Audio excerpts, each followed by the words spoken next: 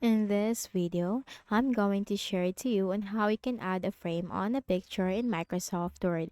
So let's get started. Go ahead in the Windows search bar and simply type Word. Click on Microsoft Word under the best match. Click on the blank document.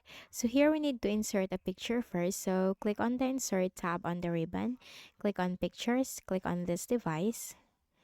Then let's go with this picture and click on insert. Okay, so once you have added a picture, you can also resize this by just clicking these small circles on the sides of the picture. Okay, and then you can also put it on the center. You just need to make a right click on it and then select wrap text, and then you can go with square so that you can move it anywhere from here.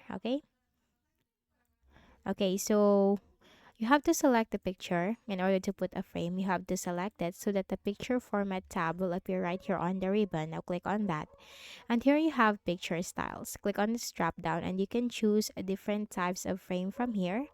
So depending on your preference, your style, and your requirement, it's up to you. You can go with any of this. There are different varieties, or there are varieties that you can choose from for the frame of a picture.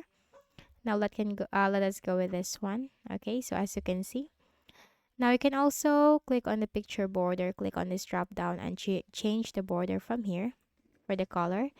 And then click on this drop down and you have here the weight of the border like that. And you also have here the picture effects.